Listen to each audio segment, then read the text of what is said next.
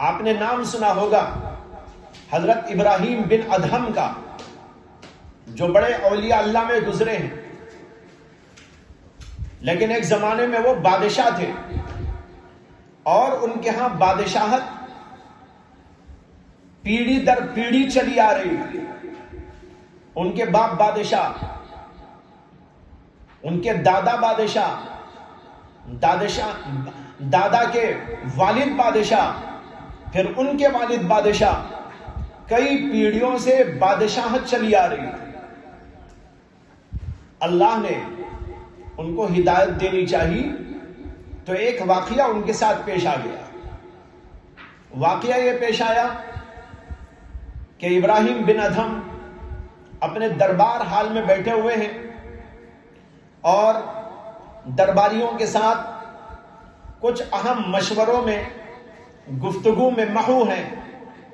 اسی درمیان میں ایک شخص ان کے محل کے دروازے کے پاس آتا ہے اور بغیر کسی اجازت کے اندر گھسنا چاہتا ہے۔ جو سیکیورٹی وہاں موجود تھی، پولیس والے موجود تھے، انہوں نے اس کو روک دیا اور کہا کہ بھائی کہاں جاتے ہو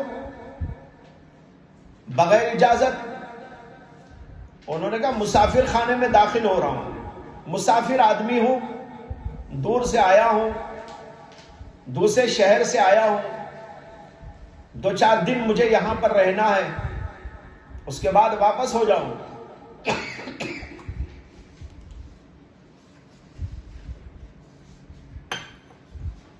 اس پر پولیس والوں نے اس سے باز پرس کی، سختی کے ساتھ کلام کیا اور کہا کہ تم بے وقوف تو نہیں ہو؟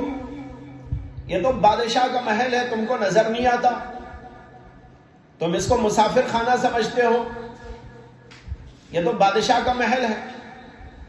اس نے کہا نہیں نہیں، یہ مسافر خانہ ہے، یہاں پر لوگ آتے رہتے ہیں، جاتے رہتے ہیں، میں بھی آؤں گا، جاؤں گا۔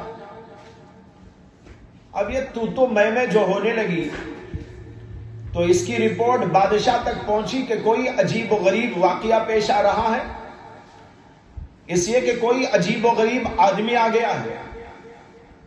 وہ عجیب و غریب آدمی عجیب باتیں کر رہا ہے۔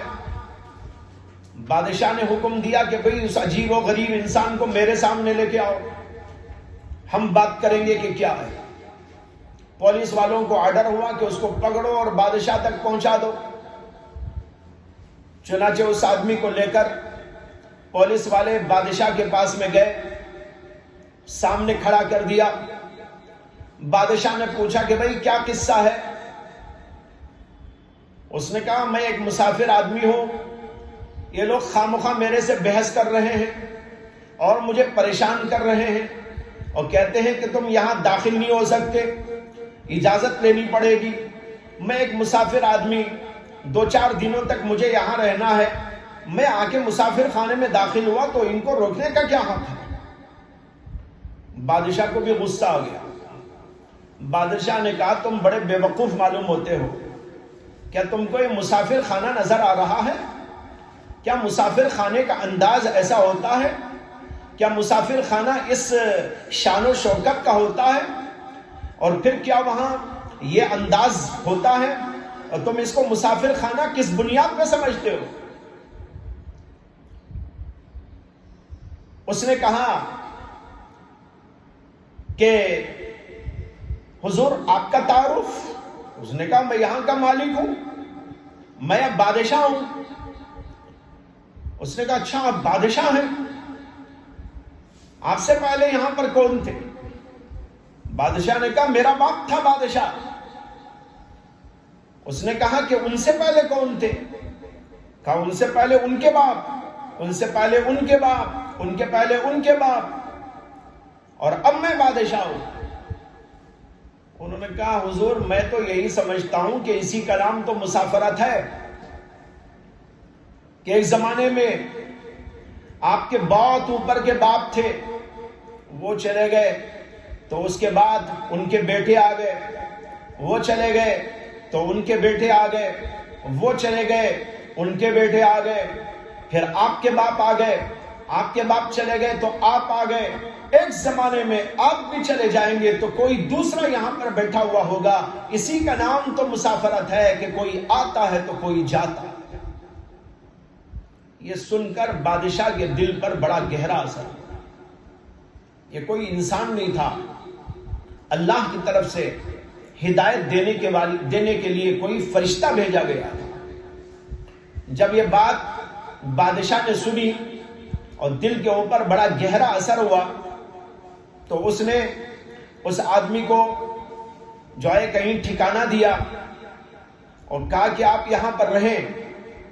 اس کے بعد اس نے اپنا دربار منسوخ کر دیا اور اپنی تنہائی کے اندر پہنچ گیا اور غور و فکر کرنے لگا۔ بعض علماء نے لکھا ہے، تاریخ نویسوں نے لکھا ہے کہ اسی واقعے کی بنیاد پر ابراہیم بن ادہم نے اپنی حکومت کو لات مار دیا تھا اور پھر وہ اللہ والوں کی صحبت میں رہنے لگے۔ لوگوں نے بہت چاہا، ان کے حواریوں نے بہت چاہا، ان کے ارکان شورا نے بہت چاہا کہ ان کو پھر واپس لائیں، لیکن وہ ناکام ہو گئے اور ابراہیم بن ادہم اللہ کے ولیوں کی صحبت میں رہتے رہتے بہت بڑے اپنے زمانے کے ولی بنے۔